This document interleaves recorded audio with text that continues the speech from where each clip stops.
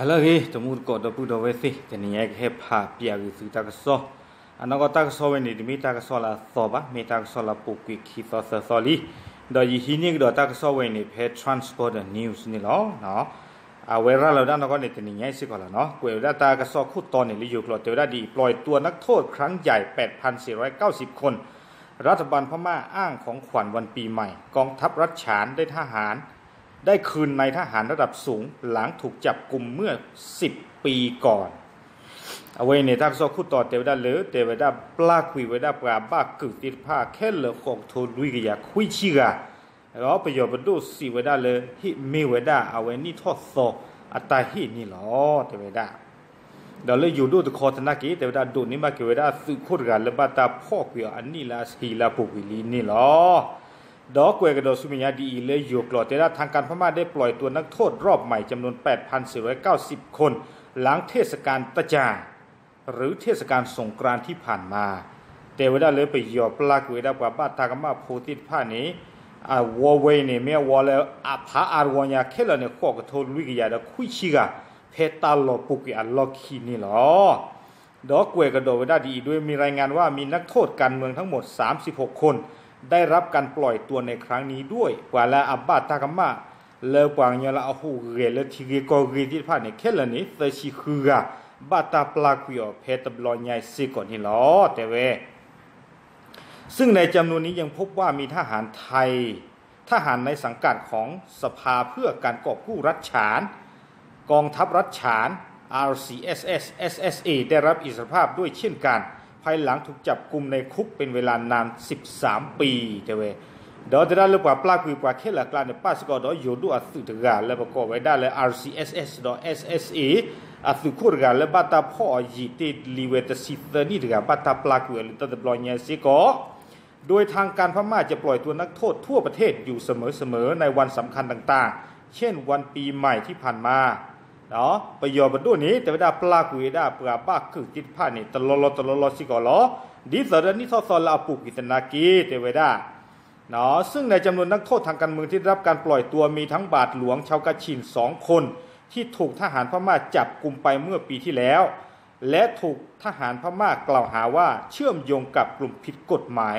โดยระบุว่าปลากุยแพ้นี่ทอซอปุกินี่แต่ได้ป้ากิดอกะชินอัตราคีกาบ้าขันเลยตาบุตาบาดปากกวยได้เลยบาทหลวงตาเลยบาทหลวงเนี่ยดีตาเลยเป็นนาเปอร์เนี่ยมีได้เลย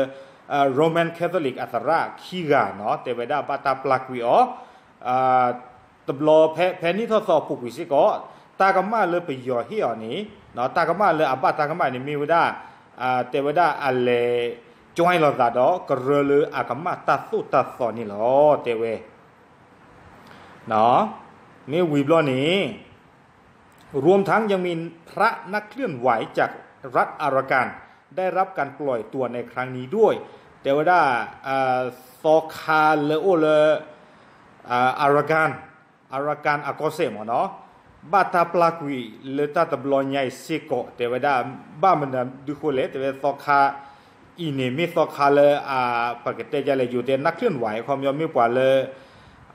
ลูพิเจลูมาเจอทั้งหมดเนาะอากูตะดอกบาตาพ่อดอกบาตาปลากัวหรือตาตะบลอยใหญ่สิก่อนนี่หรอเตเว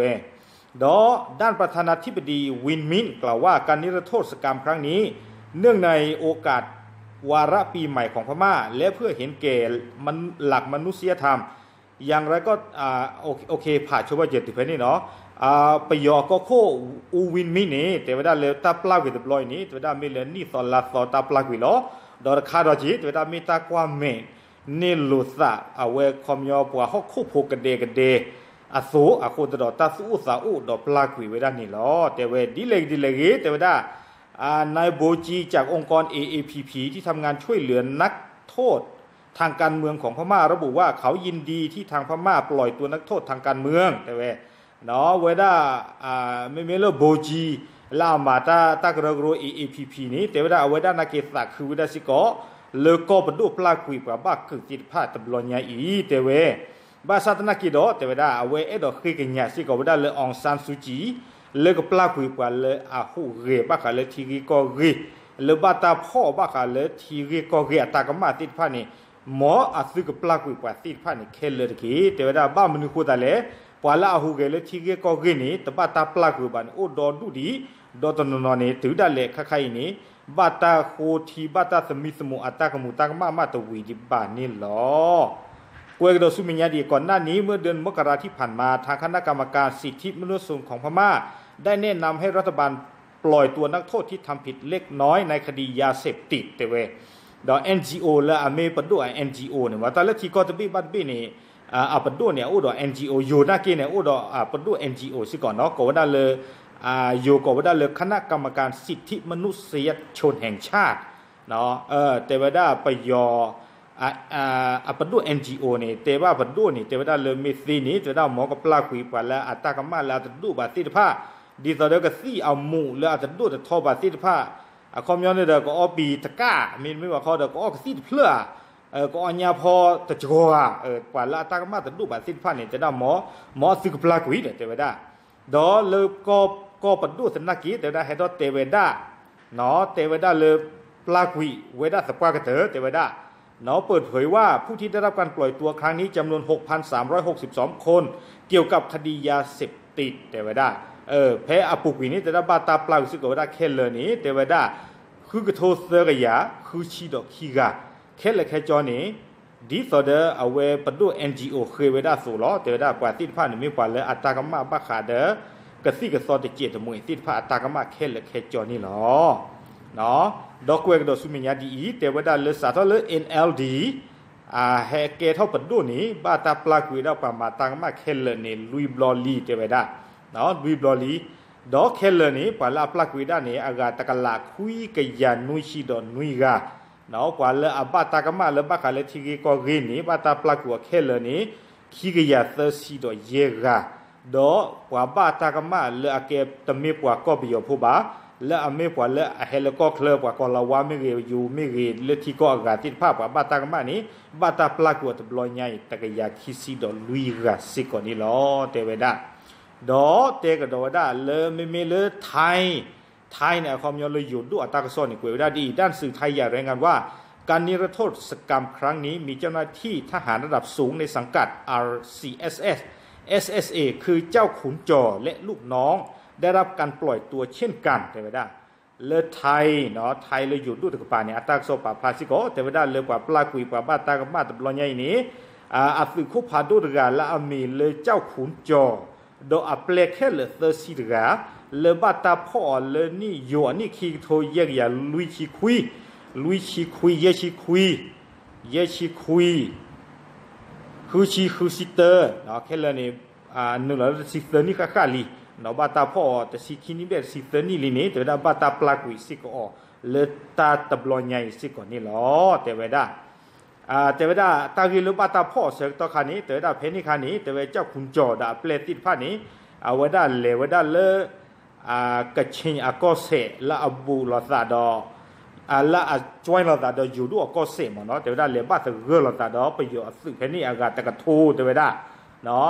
ดอเพนิคันนี้ไปอยู่สื่ออากาศตะกะทูเนี่ยไว้ตีขาไว้ได้เจ้าคุณจอดออัปกาติดผ้าเพเสกต่อเพนิคันบอกเอาไว้ที่ขาไว้ได้เนี่ยคุยซอตุลาซอรสิญญาเตไว้ได้เดี๋ยวเจ้าคุณจอดาเปลบรอเสชิตการนี่ถ้าเล็กซิกิซิลาแต่ถ้าว่าการตะกทุนยาไว้ที่ขนาดนี้บลอนนี่เด้อตาอตัวละกอลบาเด้อเอาไว้กับบ้าป่าเราไว้ได้ตาสึกเวดอไปยอพ่อเพนี่คันนี่ไปยอเฮียตากะมาเลยแต่ว่าตากะมาที่เดิมมาชากะซีตากะมาชามาซีบัตัวโพตากะมาไม่บลอนเด้อเอาไว้เมื่อกว่าผู้สร้างที่พาในเกศสื่อตากมาดอป้าคือสิกอดอแต่ได้มีกว่าละปูทอลอทอตาสิกอแต่ไม่ได้ดอเพนนี่คันนี่เดแต่ไม่ได้เจ้าคุณจอดอเปลติดพานี้ไปยอสิญญกวนเนี่ยสิญญเลยก็บ้าตามาตีกวนนอชงยาแต่ไม่ได้เนาะบ้าตามาตีกวนดอไม่เลยอเปลเซอร์กาเซอร์ชิดกากลาเซอร์กานี่เดอก็บ้าอุลโคปูนี่นุยนี่แต่ไม่ได้ไม่เลยเจ้าคุณจอคนนี้แต่เวลาเสมอกุยเวลาไปยออาสิญญกัวอัตสิญญก็ที่เด็กเนาะภาษาตะนักกีฬาตาเสกตัวใครนี่เอาไว้บัตตาปลากุยอลีนี่เนาะดอกบัตตาปลากุยบลอนี้ดอกเอาไว้ดอกอัปเลบอลที่ว่าเกี่ยวไว้ได้เลยดอยไตแรงเลยอามี RCSS SSE อัตลอตาเกลนี่เนาะแต่เวลาตาก็โซเฮข้อที่ข้อบนเนี่ยเลย DVB ดอก Thai Freedom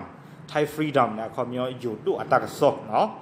เอาไว้เนี่ยมีตากสอบักขาเลยก็ไปยอปดูสิภาพพลากุเวดาปรามาตากมะตบลอนยาอีนะเอาไว้เนี่ยคู่ทอดตาเราได้แล้วเขาคู่ดอตเพลสิกอาคู่จะตัดเอาไว้นี่มีตากสอลีเฮตเต็บอย่างดอพูดเอาไว้เลยแต่นี่ไงนี่ล้อเนาะดอกกติกทอดเจตมวยได้วิตาสุนเนาะบ้ามันได้ดีแลนี่ได้ยพะดอยtranslate ยกตุยกลดที่กิเลปากเนาะดีสอดสุดพาทอพายุตรีจานี่หมอเนาะดีบอดกว่าลานาเปอยู่เดกันนาเปวดาสิโกแต่นี่ไงกเตพาเจอเพลแล้วเนาะตาพูดมาล้อ